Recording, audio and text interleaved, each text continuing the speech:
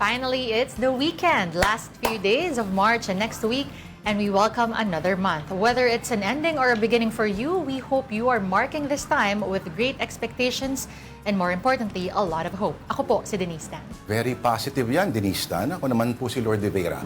Sa Ikaunlad ng Bayan, ano nga ba ang kailangan? Sa panahon na ang Department of Energy ay parang walang kapangyarihan, isang pangalan lang ang tunay na kasagutan, Mr. Pure Energy, Gary Valenciano, for Energy Secretary. Yan po ang totoo. Yan, dito tayo sa programang Pure and Bright. Kami po ang Afternoon Delight.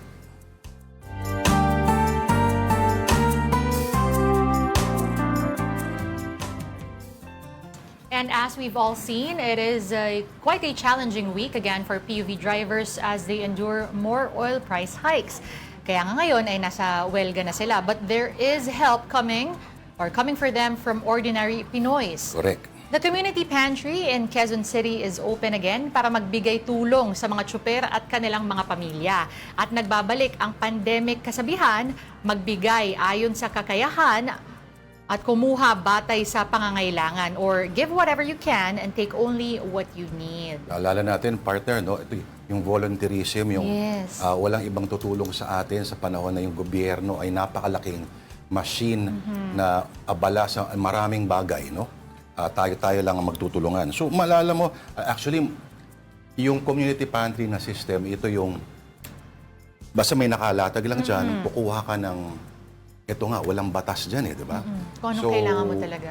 Minsan dito mag-guide sa'yo, parang honor system na lang, yung kailangan mo lang, at para kung ano yung in excess naman ikaw, yun ang idadagdag mo.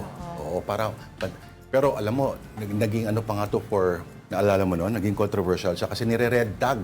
Itong si Patring, si Patricia noon. Oo. Pero we want to remind everybody also, pag sinabi natin po na kung ano yung kailangan natin, hindi po ibig sabihin kung isang tray ng itlog ang nandyan at sa tingin nyo yan ay kailangan nyo sa buong linggo, ay kukunin nyo isang buong tray. Pinoy na Pinoy yan. Oo, wag po. Yung kumbaga kung ano yung kailangan nyo for the day, kailangan nyo pong alalahanin na hindi lang po kayo ang nagugutom. So, ito po, ipapasok yung ating sense of community. And if you do want to give back, this is where you can donate for the community pantries for our drivers sa Maginhawa Corner, Magiting Street sa Quezon City. Correct.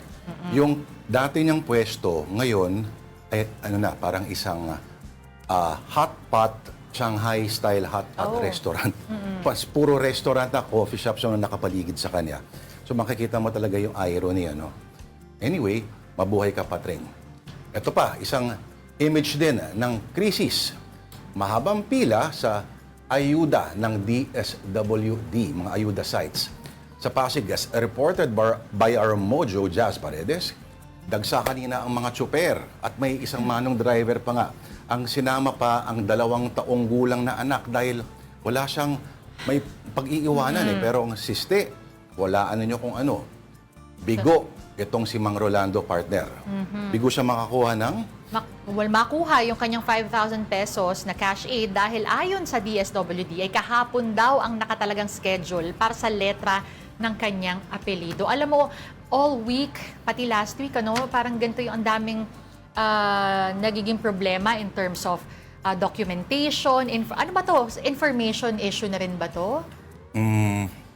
Ano ba, hindi ba nakarating si manong driver kahapon kasi ngayon nalalaman? Or in-expect ba niya na na flexible ang sistema? Ayun na Hindi nga ko rin kasi masasabi So dapat well-informed ang ating mga drivers because as we know, different circumstances, yung iba kailangan magtrabaho, yung iba kailangan mag-alaga ng anak, 'di ba? Pero as I was always saying, laging may paraan na mas maging creative ang approach sa ganito. Hindi yung parang yung bureaucratic talaga na rigid talaga. Kailangan magkaroon ng flexibility siguro. Yes, because napakaraming paraan. Ito old school tong paraan na to sa totoo lang. Napaka-old school talaga. Tsaka, tama ka, there can be or could be more ways where pwedeng iparating yung tulong sa ating mga kababayan. Pero let me just share, kaya ako tinatanong kung information issue to. Kasi I went to this parang courier na shop. Tapos sila yung nagtatanungan ng information, hindi nila alam kung saan nila kukunin or paano nila kukunin yung ayuda nila. And that was just 2 days ago. Last week pa nag-roll out yung, di ba, nilalabas sa balita na itong week na to, next week ito namang mga drivers, next week mga TNVS naman. Pero up until 2 days ago, naguguluhan sila and iba-ibang information yung sinaswap nila. Minsan may mga fake news pa nga. Yun na nga. Oo.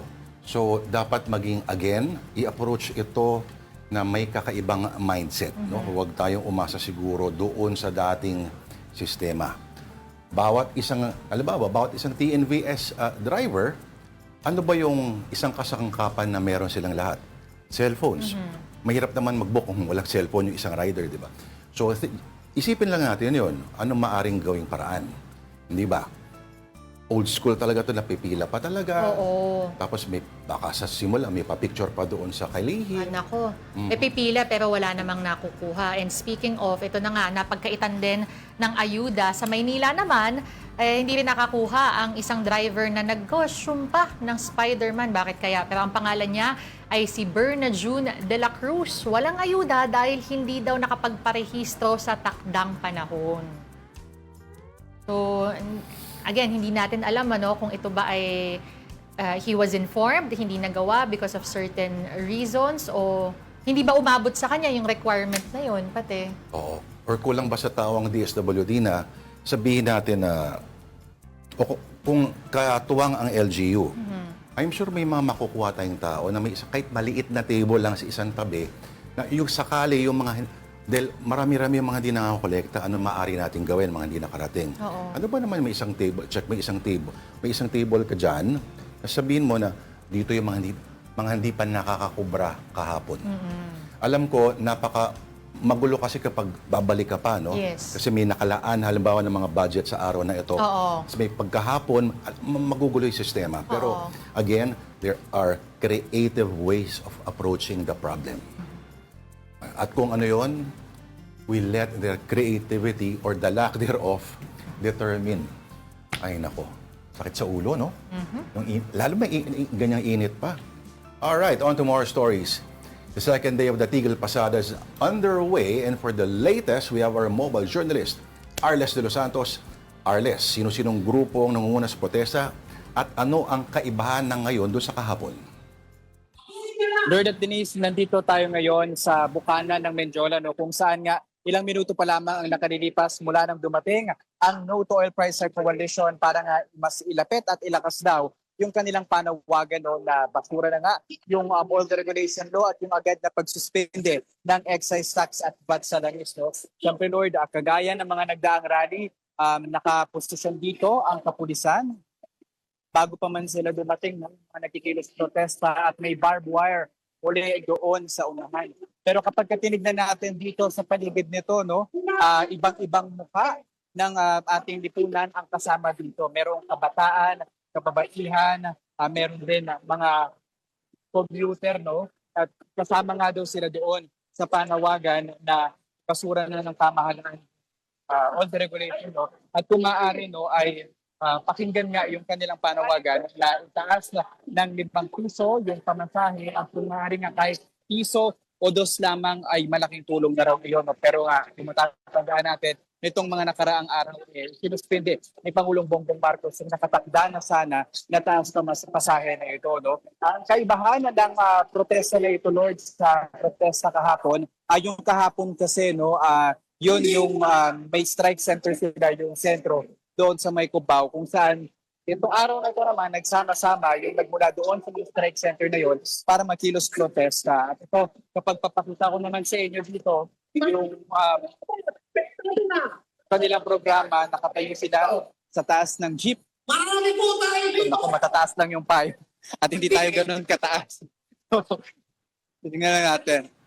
Pray to Lord. Pagdating nila dito ay agad silang sinalubong ng kapulisan at nag-usap nga sila kung ano nga yung mangyayari sa kanilang programa at ano yung kanilang mga sasagawa rito.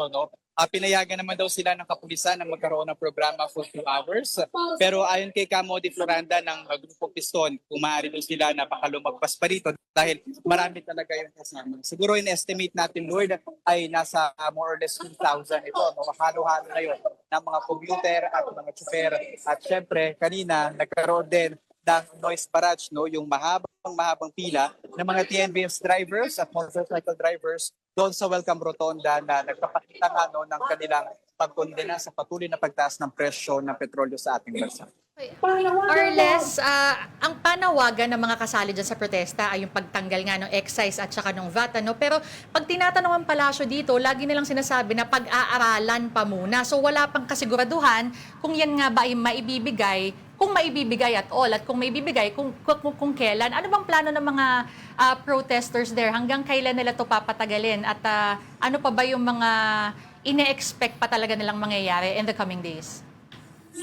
Actually, kasama yan, Denise, no, doon sa mga tinanong natin kay Cam Modi, no, at sabi niya, hindi raw nila hihintayin yung ganong katagal na proseso nga, no, yung pag-iisipan pa or pag-aaralan or yung pagsuspende nga ng excise tax baka sa paparating na Abril, no? Kasi yung mga chuper daw talagang nahihirapan at sa mga araw na hindi kinakansela yung mga buwis na yon at yung oil regulation no, patuloy daw no, na mapipigatan yung mga chuper sa pagbili ng mga petrolyo, sa pagbiyahe sa araw-araw, and then after na, syempre, no, yung nababawasan nilang kinikita. No? Kaya ayon nga kay Camodi, ibasura na agad yung oil regulation. No? Gayon din yung ibang mga grupo. At actually dito, meron ditong mga iba pang kasama. No?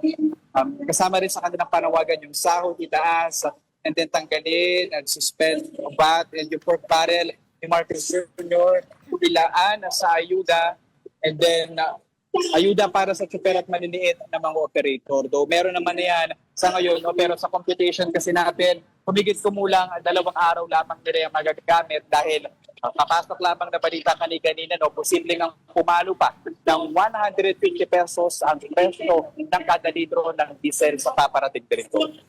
Arles, okay, pansin namin parang marami ring kasali dyan na mga bata o mga estudyanteng miyembro ng mga progresibong grupo kung ibabase sa kanilang mga bandila at placards. Ano? Pakwento sa atin ng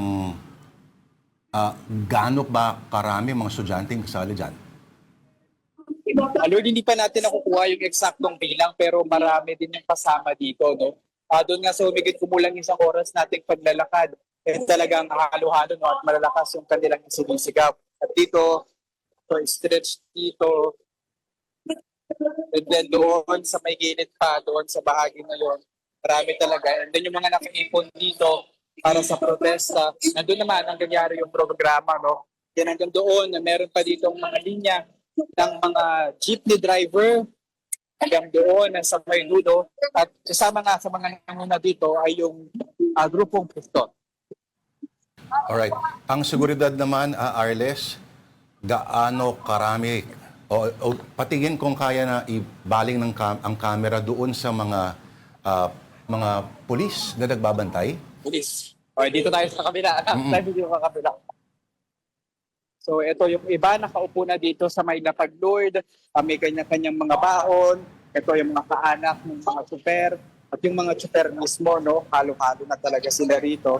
Subukan natin lumapit pa rito, okay? Ito yung tablado nila. O dito sa may bahaging to. Ito yung mga pulis. Makikiraan lang po. Lapit tayo. Hindi naman tayo sigurado aawayin dito. Yeah. Pero mula doon, sa haba na yung Lord, then dito, patungo, pulis, then may barbed wire, then yung mukha na ng Menjola. No? Blue na rapal sa construction na parang hindi matapos-tapos. Ilang taon na yan. And then yung mga barbed wire. And then ito lang, yung tablado rito. Okay, Arles, I'm sure madami ka nang nakausap dyan. Ano nga ba yung talagang nag-stand out na mga kwento nila? And kamusta yung moral nila dyan? Kamusta yung moral ng mga protesters dyan? Whether they are, going through... Kala ko ng mga polis. Ay, ng mga polis. Pwede rin naman. Pwede silang kamustahin. Pero, yeah, ano yung mga kwentong nadidinig mo dyan, Arles?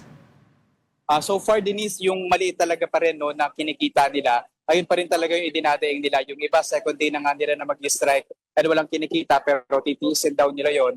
Hoping nga no, na marinig sila. Though may progreso na nga yung pagpirma ng emergency powers sa Pangulo.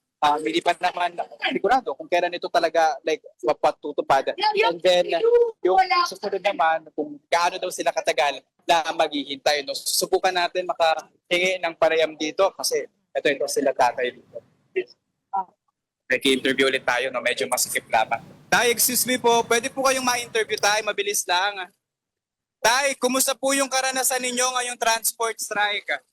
Mga kababayan, nangyari lamang po na sinsilin ang ating... Kamusta naman po yung pagpasada ninyo? Babalik po ba kayo makasada? Basta hindi. Babalik, Marinig. mag-test muna. Makita. Isang konti. Marcos Jr. Maliit na po ba talaga yung kita? Ha? Maliit na po ba talaga yung Pilipino. kita? Gayong Late na. malapit Thank you po, Tata. tayo.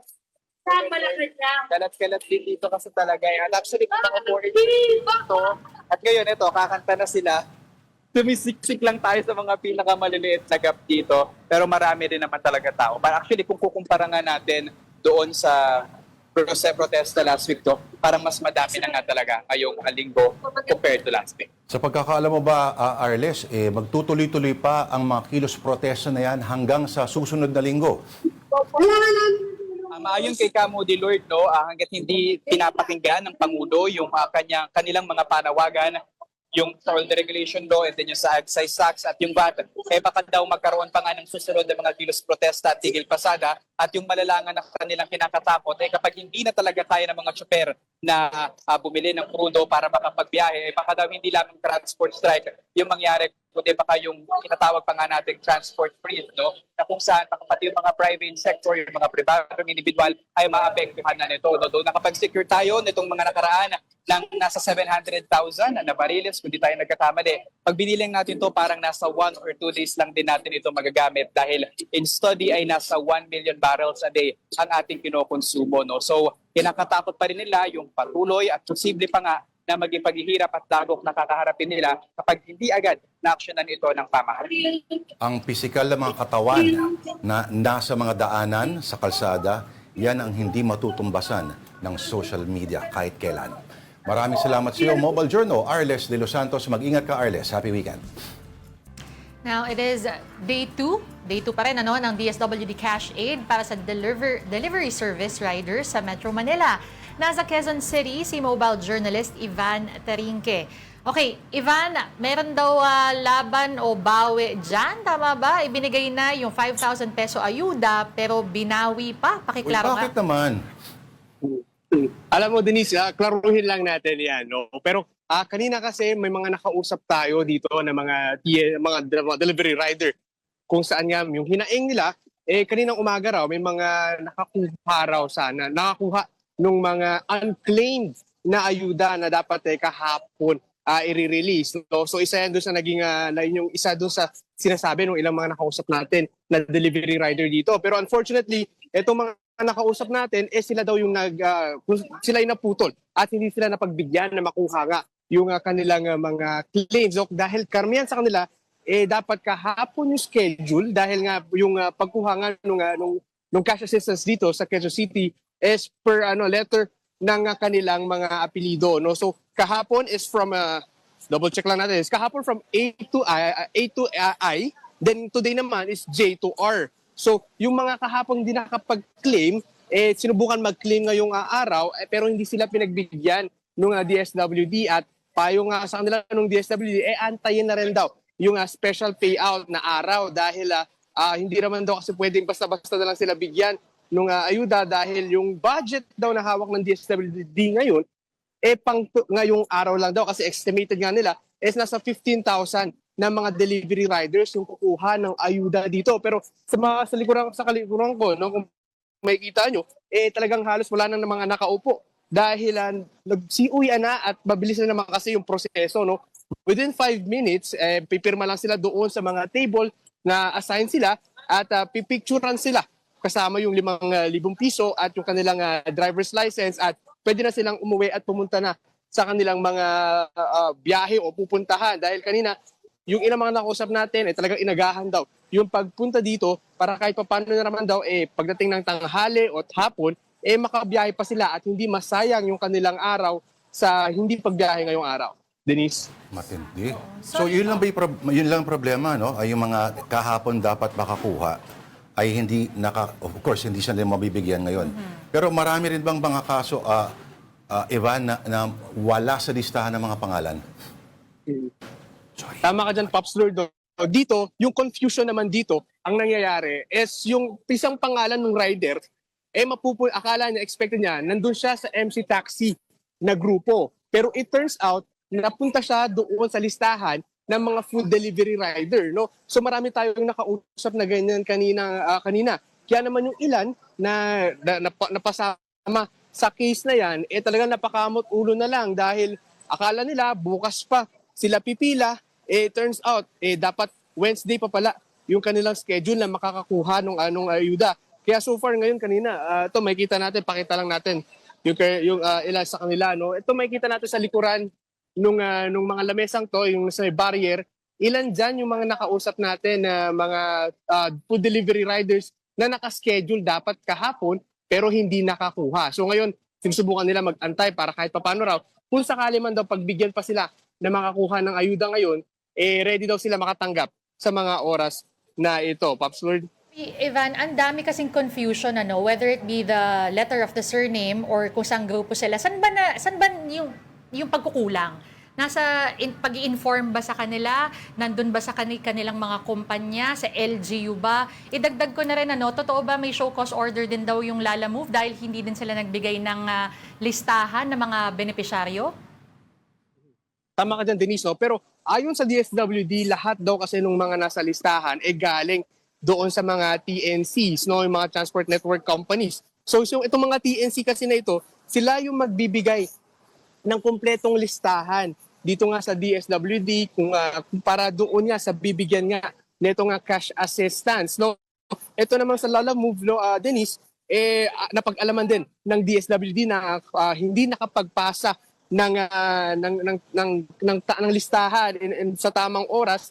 Kaya naman binigyan ito ng show cause order. Kinumpirma nga yan kanina ni Secretary Rex Gatchalian na dahil nga sa rason na to, binigyan sila ng show cause order dahil marami daw instances na yung mga Lalamove riders pumupunta sa mga iba't ibang payout center, magugulat na lang na wala pala yung pangalan nila sa listahan. So ito, binigyan nila ngayon ng show cause order para pag-explainin itong Lalamove kung ano yung nangyari. Denise?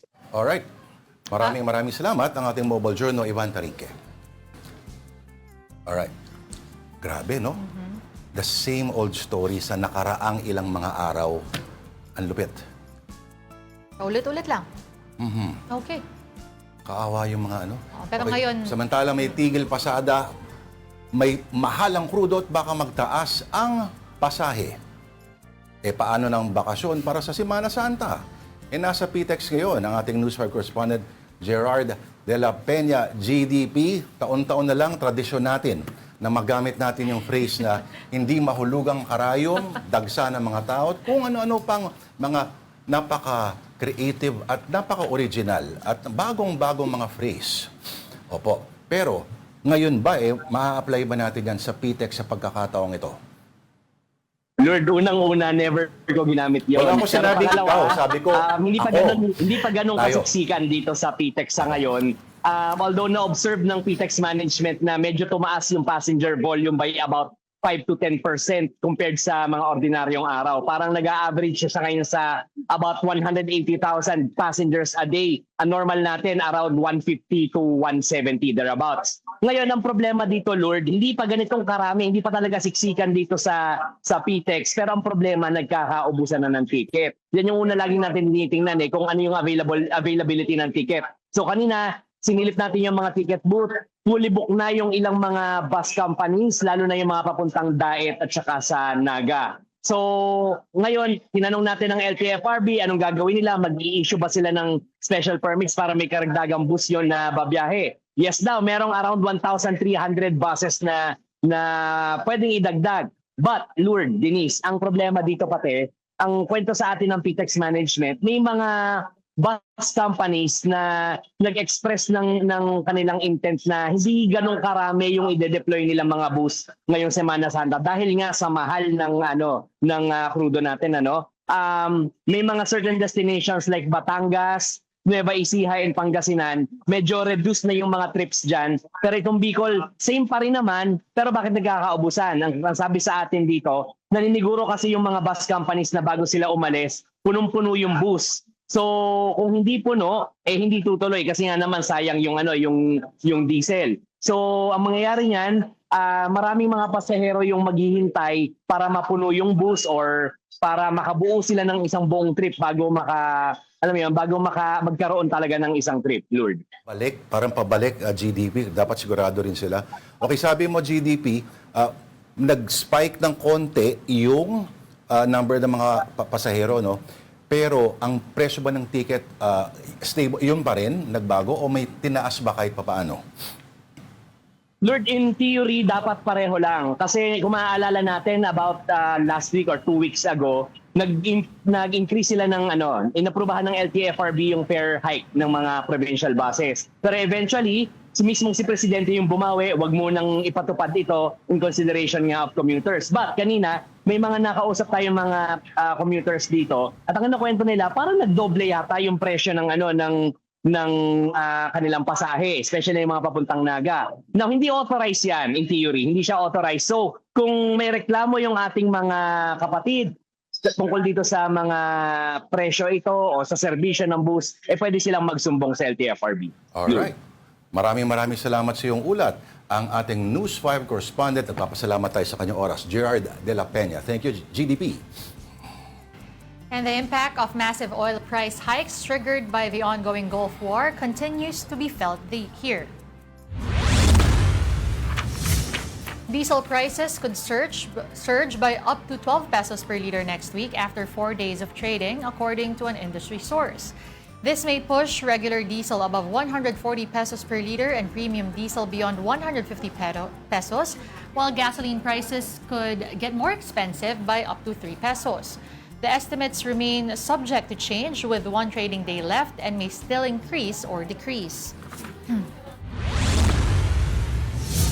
Staggered increases will be implemented in the prices of LPG with the first hike set on Saturday, March 28.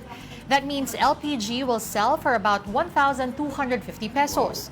LPG Marketers Association President Arnel T. says additional increases are scheduled on April 1 and April 6, with prices projected to reach up to 1,500 pesos. The group assured sufficient LPG supply, adding that old stocks are depleted due to so-called force majeure or act of God declarations by suppliers in several Middle East countries. The Philippine peso opens weaker today at 60.33 to the US dollar. On Thursday, the local unit settled at 60.23 against the greenback, its second worst finish ever. Meantime, the PSEI opened this Friday lower by 0.33% at 5,963.95. Investors took profits yesterday after a 2-day rally as the Gulf War shows no signs of letting up. Ay nako, Donald Trump. May extension pa raw. 10 days.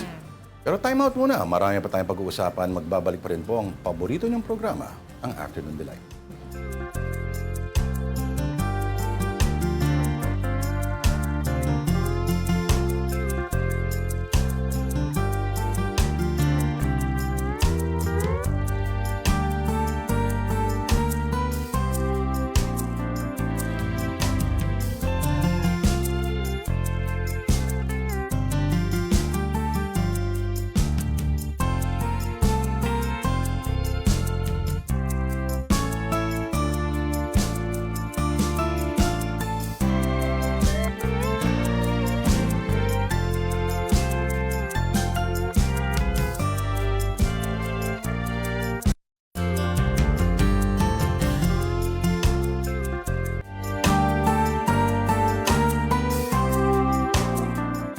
AP News Minute. A day after Tehran dismissed Donald Trump's 15-point ceasefire plan, he claimed Iran was begging to make a deal and that he wasn't pushing for negotiations. Earlier Thursday, Trump told Tehran to get serious soon on negotiating a deal to end the war. Nicolas Maduro returned to a New York courtroom Thursday to seek dismissal of his drug trafficking indictment over a dispute over legal fees. It's the first time that Maduro and his wife, Celia Flores, appeared in court since January when he protested their capture by U.S. military forces and declared, "I am not guilty."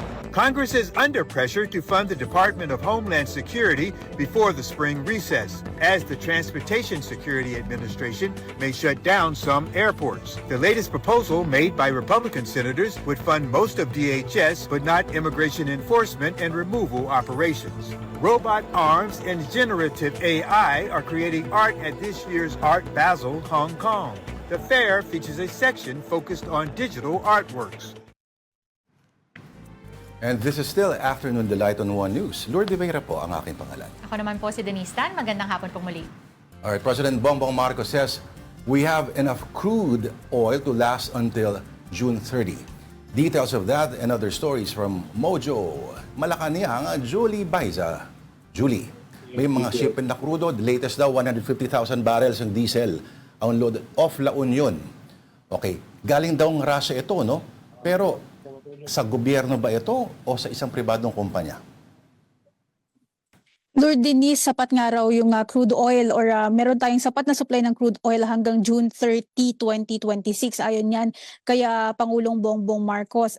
Yung sinasabi mo kanina, iyan ay para sa isang pribadong kumpanya na may nag-iisang refinery dito sa bansa dahil nga crude oil yung ipinadala sa atin. So iyan yung assurance ni Pangulong Bongbong Marcos kaninang umaga na sinundan pa ng panibagong pahayag nga, no, pagkatapos naman dumalo sa commencement exercises ng PNPA sa Cavite. Binanggit din niya ng Pangulo yung patuloy daw na paghahanap ng supply ng langis ng bansa. Inanunsyo rin niya na tuloy yung ASEAN Summit. Marami kasi yung mga panawagan ngayon or suggestion na kanselahin muna yung hosting ng bansa ng ASEAN or yung ASEAN Summit this coming May bilang bahagi nga ng pagtitipid sa langis. Ang sabi ni PBBM, nakipag-usap siya dun sa iba pang mga bansang miyembro ng ASEAN na at ang napagkaisahan nila kinakailangan nilang mag-convene, kinakailangan nilang magkausap at maging coordinated yung mga magiging hakbang ng bawat bansa.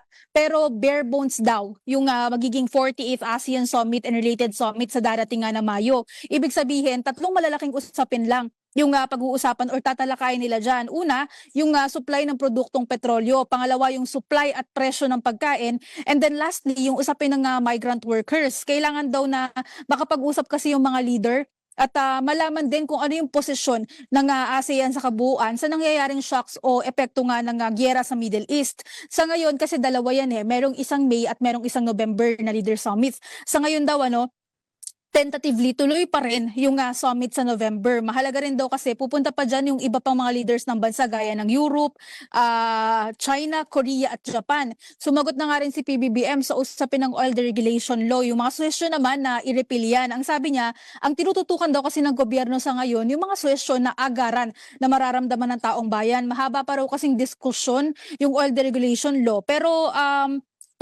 paglilinaw ni PBBM, kahit na nakatutok sila sa mga agarang suwestyon, pinag-aaralan din daw lahat ng magagawa para mapagaan nga yung epekto ng gyera sa Middle East. Julie, balikan ko lang yung unang report mo, no, na nagkaroon nga ng shipment. So unang-una, meron ba tayong inaasahan, again, nakasunod na shipment na? The current shipment that we have off the shores of La Union, ito ba may immediate effect na rin dun sa presyo ng crudo this coming week? And more importantly, pinakamalaking tanong ng taong bayan, ano ba talaga ang totoo? May crisis ba talaga o wala? Yun doon sa shipment DOE yung pangunahin nag-aanunsyo kasi ng mga dumarating na shipment sa bansa. So hintayin natin. Din yung sila din kasi yung nag-identify kung ano yung or magkano yung itataas ng presyo. So hintayin natin, antabayanan natin yung magiging anunsyo nila. Doon naman sa tanong kung may crisis ba o wala, ang sabi naman ni Yusek Claire Castro sa press briefing ngayong hapon, malinaw naman daw yung naging pahayag ni Pangulong Bongbong Marcos na energy, kumbaga national energy emergency at hindi hindi emergency sa pangkalahatan kasi kapag nga sinasabi nga national energy emergency meron lang tayong problema sa pagtaas ng presyo at sa supply, paghahanap ng supply nga ng produktong petrolyo or sa enerhiya, pero hindi sa kabuuan. Pero tinanong na nga rin natin kasi dahil domino effect, dahil nga tumataas yung presyo ng produktong petrolyo, nag-anunsyo na rin yung mga samahan ng mga supermarket, natataas na rin yung presyo ng ilang mga produkto nila at ilang mga brands sa darating na Abril 1. So Holy Week, ang sabi nila, kabilang daw sa mga tataas yung pasta, yung canned good, noodles at saka yung ibang mga produktong delata. Tinanong na rin natin yan sa Palasyong ngayon pero ang sagot nila ay ipinauubaya sa DTI kaya DTI Secretary Chris Roque yung pagsagot or pagtugon dito sa planong pagtataas ng mga supermarket owners. Pero kasi for context, ang Pangulo just this Wednesday nagbigay siya ng assurance na sinabi sa kanya ng mga manufacturers na hindi sila magtataas ng presyo hanggat meron silang sapat na or hanggang merong inventory. Labo nun. Energy lang daw may problema, hindi daw national. As if naman yung mga produkto maglalakad lang mula sa kanilang factory papunta doon sa mga tindahan, di ba? As in, hindi ka gagamit ng kuryente at gasolina. Yun nga yung sinasabi natin, kasi domino effect eh. Ngayon, magtataas Oo. na yung, bukod na nga lang din talaga sa produktong petrolyo, pati na yung mga ibang mga pangangailangan. Kasi, let's say, ang canned goods, ang noodles, tubig, kahit nasabihin nila na per brand lang, mga pangunahing pangangailangan yan. Hindi ba nadidinig ng palasyo, Julie, ang panawagan ng taong bayan? The crisis is defined as a difficult time for everyone that Saka requires yung, immediate action. Yung committee pala, partner, tuloy pa ba yon yung Emergency in Crisis Committee? Oo O nga. hindi na? Yung AFLIP committee, yung Yung program, yung uplift, no? Tama, tuloy yun. Pero Yung crisis committee. yung crisis committee, matutuloy pa ba yon? I think itong AFLIP na yung Ito na yun. committee na nag-handle nitong problema ngayon. Sila na yung nag-convene. Pero nung naitanungan natin yung ilang member, ang sabi naman nila, even before pa naman buuin yung uplift committee, ay nagko-convene naman na sila, nagmi-meeting naman na din daw talaga sila. Yun naman pala eh. Meron. Uplift, May- para may- mas positive yung di ba? positibo nga pala tayo dapat. Oo, Oh. uplift pa. Sige. Teka lang, merong mga nababalita. Julie, ano tong sinasabing meron daw TARP na naman doon sa mga payouts? Anong na naman? Di ba dati Oo, meron? meron kasing tarpaulin sa isang Quezon City. Hinahanap ko lang ano yung exact quote nung nakalagay kasi merong pinost. Ayan, may nakalagay doon sa payout center na mula kay Pangulong Marcos. So naitanong nga yan sa press briefing ngayon. Ang sabi ni Yuse Claire, na ipatanggal, kaagad na daw iniutos si Pangulong Bongbong Marcos na tanggalin yung TARP na yan nung nalaman or nakita nga niya, no, na-call out na rin daw yung DSWD tungkol dito. Pero sinagot ni Yuse Claire, unang-una, and I quote, unang-una, nung nakita po ni PBBM na mayroon siyang larawan, iniutos niya na tanggalin. Pero ang sabi ni Yuse Claire, bakit daw kapag hindi nakikita ang Pangulo, ang sasabihin nasaan ang Pangulo? Kapag naman daw ipinapaalam sa taong bayan kung anong ginagawa ng Pangulo, kasi kabilang nga daw sa ginagawa itong pamamahagi ng ayuda sa mga transport sector, ang sasabihin daw ay paepal. Kapag hindi na rin daw nila alam kung ano ba ang nais ng ilan na nagawin ni Pangulong Bongbong Marcos. So, yun yung pinupunto niya doon sa mga pagpupuna doon sa presence ng TARP na yon. Pero again, ang in-insist nga namin kanina, no, kasi aprobado naman ng Pangulo yung provision na yun sa GAA na anti-EPAL provision. Ika nga ng And kasabihan. may reminder na rin naman daw, kanina naririnig naman na din daw ng mga local government unit yung sinasabi niya na ipinagbabawal itong provision na to, yung anti-EPAL, merong anti-EPAL provision at naririnig daw. So, kumbaga parang magsilbi ng reminder sa kanila na hindi na ulitan yung paglalagay ng anumang uri ng tarpaulin, whether may mukha ng Pangulo or may mga ganung nakasulat. Damned if you do, damned if you don't. Ganyan talaga ang problema ng ating Pangulo. Siguro wala namang TARP doon sa binuksan kanina na may bagong partner sa Skyway, may bagong, 'di ba, papuntang airport, tama ba? Wala naman akong nakitang TARP kanina, no? At saka yung sinasabi ni Nato Reyes kasi ay sa payout center dahil nga very specific nga yung provision na doon sa mga pamamahagi ng ayuda, hindi pwede yung presence ng sinong politiko. Ang Pangulo ay opisyal ng pamahalaan, pinamataas na opisyal. So kaya pinupuna talaga kung makikita man yung picture niya or meron mga ganong words. Pero again, ipinatanggal na daw, na kinall out na rin naman daw ang DSWD at nililinaw kasi ang kanina pinaliwanag din daw kay DSWD Secretary Gatchalian na hindi exempted ang Pangulo. Hindi accepted dyan sa anti-EPAL provision na yan. Maraming salamat sa ating mobile journal, Julie Baiza. Alright, buong araw sa kalye pero ang kita napupunta lang halos sa krudo. Ito ang buhay ng maraming drivers habang pataas ng pataas ang presyo ng petrolyo at para bigyan ng mukha ang balita, walang iba kundi ang ating teleporting reporter, ang Mobile Journal, Mary Bon Reyes. Hari ng kalsada kung ituring ang mga jeep. Pero nitong mga nakaraang linggo, kung kailan sunod-sunod, walang puknat at sumisipa ang presyo ng diesel. Hari pa ba sila? O pulubi nang maituturing sa maghapong pamamasada pero barya lang ang natitira sa kanilang kaha? Dito sa Espanya, Maynila, nasakyan ko ang jeep na minamaneho ni Mang Rogelio. Kasama niya ang misis na si Maria Fe. Biyahing Pier 15 hanggang SM North EDSA at vice versa ang ruta nila. Pasado alas 9 ng umaga nang masakyan ko ang jeep ni Mang Rogelio. Pangalawang ikot na nila ito. At sa una nilang pagkarga ng diesel, di sapat ang laman ng kaha de yero. Yung pa yung scatter 50 yun. Samantala yung ikot siya lang 700, 500. Kinukulang. Dati puro spirita lang ako eh. Eh ngayon, nakikita na po nila. Gawa na. Kailangan sigurado. Marami nang kasabay. Back to zero man, ang mahalaga, di raw titirik ang jeep. Tuloy ang pasada. 5 litro raw ng diesel ang nakukonsumo sa kada ikot.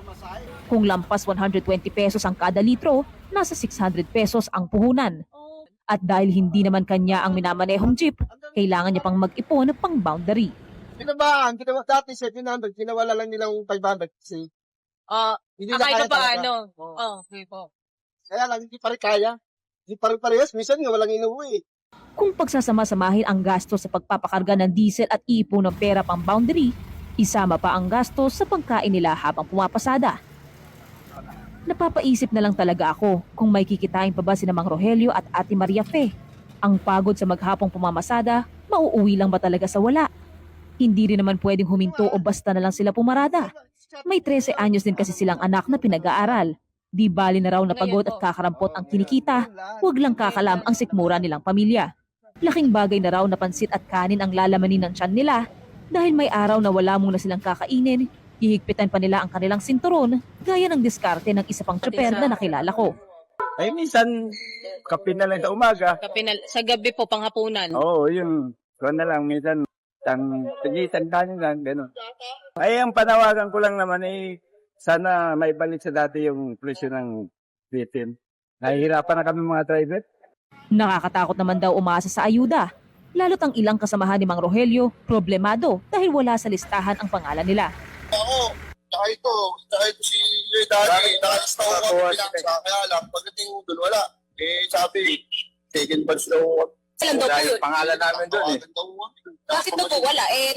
May operator naman may prangkisa. Yun nga po nga eh. Nga po na Nagtataka kami. sabi, tatawagan daw kami. Ba yung may date? Ba yung tatawagan? Pero against din kami sa inaano ng biyerno ngayon. Yung nilalaban ng mga Manibela. Ano kami doon? Apog kami doon. Kaya lang, siyempre, kung hindi ko kami pabiyahe, saan kami kukuha ng panggastos? Paon ng mga bata, mga anak namin. Lalo na pagkain. Ano lang yan? Hindi ka kasi sa kaba ng bigas yan. Yung 5,000 po? O kung kakayatin. Kung mabigyan ka. Kung mabigyan. Eh kung hindi ka pang mabigyan. Nilalakad ko pa yan. Eh sasamantalay, bumukas lang ako pupunta ron. Magpalista pa. Pag nagpalista na ako, sino may kukuha sa inyo? Wala na. Pasado alas 4 ng hapon, medyo makakahinga na sina Mang Rogelio at Ate Maria Fe. Naintrega na nila ang boundary na 500 piso. Papakargahan na lang ulit ang jeep, pagkatapos ang matitira, malinis ng kita sa maghapong pamamasada. Nagmeryenda na rin muna sila. Pero ang hindi ko inaasahan, binigyan nila ako ng tinapay. Hindi raw pwedeng hindi ko tatanggapin. Sabay-sabay daw kaming kakain. Dito ko na rin napagtanto. Bakit kung sino pa ang matyagang magbanat ng buto, sila pa itong madalas kong matalo? Bakit kung sino pa ang mabuti, sila pa itong nalulugi? Pasado alas 5, huling biyahe na nila Mang Rogelio. Napakargahan na rin ang jeep bago iparada. Mabibilang na rin niya kung nasa magkano ang kita sa maghapong pamamasada. Nasa 200 piso lang ang kita nila. Nakakapanlumo kung iisipin, pero si Mang Rogelio nagawa pang ngumiti. Ang mahalaga raw, may kita kaysa wala. Sa huli, natutuhan kong tao lang din sila. Lumalaban ng patas, nakikipagsapalaran, lumalaban kapag nasasaktan. Handang magbigay kahit di kailangan. Pero sana lang, sa panahong sila ang pinakalugi, hindi rin sila pabayaan at iwan. Mga kapatid, mobile journalist Mary Mon Reyes po, hatid ang mukha ng balita. Let's now check the situation in Visayas. Let's go to our man in Cebu, Dale Israel of One News Cebu. Dale, ano yung turnout ng nationwide strike dyan? Ang hapon, Lord and Denise, we are live here at Osmeña Boulevard in Cebu City, and we can see clearly that there are only a few number of PUJs that continue to ferry passengers, especially the most of the traditional PUJs have stopped going to their routes today. As early as 5 o'clock this morning, drivers began gathering in Mandawi City and in Barangay Talamban here in Cebu City. According to the Piston Cebu, up to 70% of transportation in Metro Cebu was affected by the transport strike staged by the drivers. During our rounds earlier, it was noticeable that there were no jeepney operations along Guadalupe route in Cebu City, with many jeepneys just parked near the Guadalupe Church. Because of this, some passengers were forced to walk from Guadalupe to their destinations to look for alternative rides, where jeepneys were still operating. In some routes heading to and from Lahok and Talamban, and a few vehicles continue to operate. Drivers from the town of Asturias in Cebu and also joined the protest, including Abal-Abal drivers and Bihar. There was also a noticeable reduction in trips from Mandawi City to Cebu City due to the strike. Meanwhile, other public utility jeepneys operating in Cebu did not join the Piston-led protest.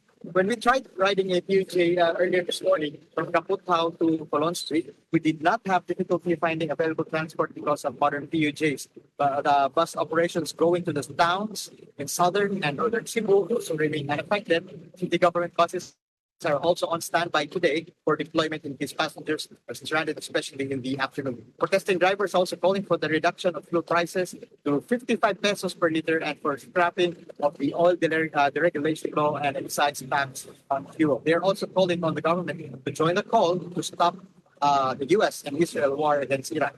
At present, diesel prices range from 124 to 125 pesos per liter, while gasoline prices range from 98 to 107 pesos per liter here in Cebu City. The striking drivers have an ongoing program this afternoon in downtown Cebu City along Malong Street. That's 1 o'clock to 3 o'clock in the afternoon. That's the latest here in Cebu. Back to you, Lord and Denise. Daghang salamat, One News Cebu Desk, Dale Israel. Okay, balik tayo sa Metro Manila. Nasa Quiapo naman, ang Mojo na nag-report kanina, si Merymon Reyes. Merymon, anong eksena dyan sa Quiapo? Lord Denise, magandang hapon. Nandito tayo sa may Carlos Palanca, Sipa, Quiapo, Kasimbahan. And tirik na tirik ang araw, pero dahil Quiapo Friday rin, hindi nito natitinag yung mga pumupunta, especially yung mga magsisimba. Ayan, sa likuran ko yung papunta ng Plaza Miranda, papuntang simbahan. Yun nga lang, bukod naman kasi sa pagsimba, lalo pa parating na ang Lenten season, ang Holy Week next week, yung ilan pa kasi sa makikita natin dito sa paligid ng Quiapo, yung mga nagbebenta, mga anek-anek, mga prutas, mga gulay, at sa pakikipag-usap natin, karamihan sa kanila sinasabi, sa ngayon, may kaunting pagtaas pa lang daw sa presyo ng kanilang mga ibinibenta, pero hindi pa ito sobrang taas talaga. Pero, ito pa isa pang pero, sinabihan na rin daw sila ng kanilang mga supplier na kapag katuloy-tuloy pa rin daw yung problema sa mataas sa presyo ng crudo, ng langis, ng diesel, o ng mga produktong petrolyo, posible na raw silang magtaas talaga ng presyo. Sa ngayon, ang sabi ng mga nakausap natin, kung nakakapag-uwi sila dati 2,000 to 3,000 per day, malinis na to. Tanggal na yung puhunan para na talaga ito sa kanilang mga pamilya o mga gastusin.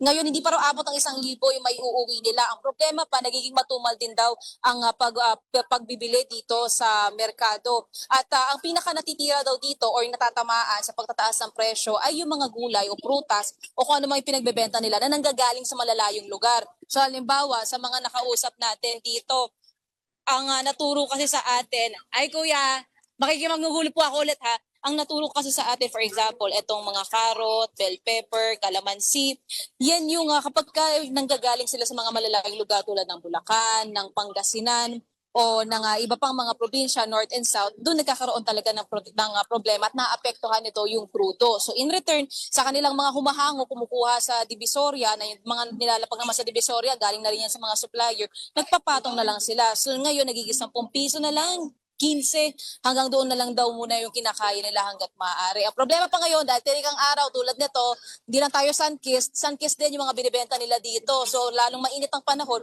pwedeng masira, lugi pa sa kanila pinagbibenta. Lord Denise. Alright, maraming salamat. Si Merymon Reyes wala ngayon sa Senado, pero nandiyan kung nasa ng mga tao sa Quiapo, Manila. This is Afternoon Delight on One News. We just need to pause for another break. We'll be right back.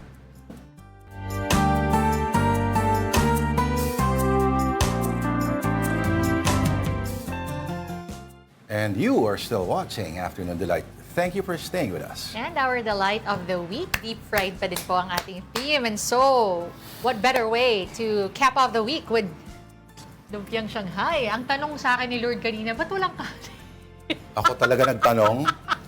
Okay. Sa mapapangasawa po ni Denise Tan, siya po yung naghanap ng kanin, ha? Bakit? Sakto naman kasi yung O Shanghai. yung bigyan mo naman ng huwag mo masyadong ikandado yung rice cooker sa bahay ninyo, ha? Alright. Actually, bagay. Parang may kulang pag walang kanin. Diba? Fried rice, ganyan. So, ipapadala na lang natin to doon sa kasama ni Merrimon kanina. Anyway, mga kapatid, here's some stories on social. Tika muna. Oh, Ano ba hinahanap po sa lumpiang Shanghai? Dapat malutong. oo. Pero ako palag pa rin kahit hindi yun malutong. Tapos ito, Hindi naman tayo choosy. ketchup yung sauce. Oo. Oh, sarap. Ang sarap nga. Alam mo, hindi ako mapak-plastic. Kailangan talaga ng kanin nito. Tama. Ang sarap. Kumbalay ngaw po sa labas, yun, no? Ang sarap. No? Alright, Denise Tan. Sa mga Stories on natin sa social media atin ang pakinggan. Okay, on the Philippine Star Wildlife, adjusted mall hours to support energy conservation. So starting March 30, SM, Ayala, and Robinson's malls will implement 11 a.m. to 9 p.m. weekdays mall hours, and Robinson and Ayala will operate from 10 a.m. to 10 p.m. on weekends. SM naman from 10 a.m. to 9 p.m. on weekends. Halos, ito yung dating, yung dating mga mall hours talaga.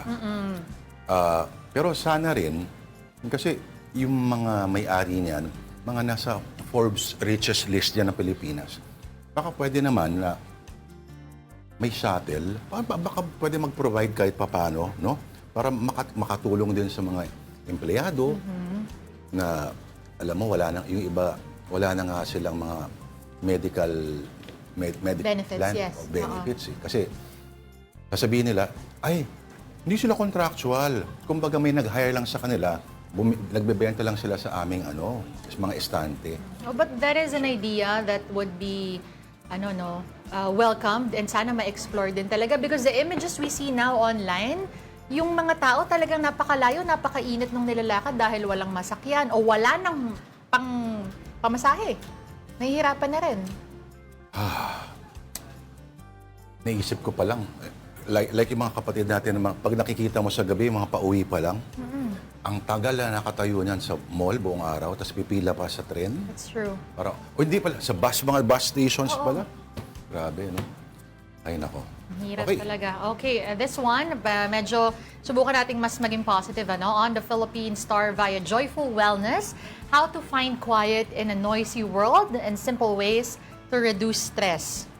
At lahat ng tao ngayon nasa stress sa mga nangyayari. But here are some tips that they have. Okay, so one is start with small pockets of quiet. Pag sinabi daw na find your silence, hindi naman daw kailangan na napakaraming oras, talagang tahimik ka lang at wala kang ginagawa. It could be as simple as sitting without your phone or turning off the background sound or music from the TV. Pwede ring babaan mo lang yung volume. Hindi naman kailangan dapat talagang palong-palo ang iyong volume, yung mga sounds mo. Create a personal morning ritual. Personal ritual, rather. So, pwedeng morning coffee without conversation, pwedeng short walk without headphones. Just, kumbaga, have that moment na ikaw lang. Oo. Ika nga ng mga Stoics, tranquility is not the absence of noise. It is the refusal to be governed by the noise. Oy, tsaka you'd be surprised if you just take that short walk, kahit sa mall, or kahit sa park, kahit sa labas lang, sa kalye lang, without earphones, magugulat ka kung anong mapapagtanto mo at may isip mo. So by extension din, dalawa di bagay sa mundo, sabi ng mga Stoic philosophers. Dalawang pile lang yan, what you can't control and what you can control. What you cannot control, other people's thoughts, traffic, mga headlines, basically external stimuli. Ang nakokontrol mo, sarili mong reaction. So, yung mastery of Deadma. Yes. Ika, di ba? To be ano is human? To err is human, but to be dead is divine.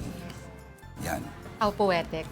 Okay, sorry. Hindi, ano po eh. Isang tip pa is you have to reframe silence because a lot of people are very uncomfortable with silence. So it's unfamiliar, it's unproductive. Yun yung parang tingin nila when it comes to silence. But silence is not the absence of life. Yun yung kanilang paalala.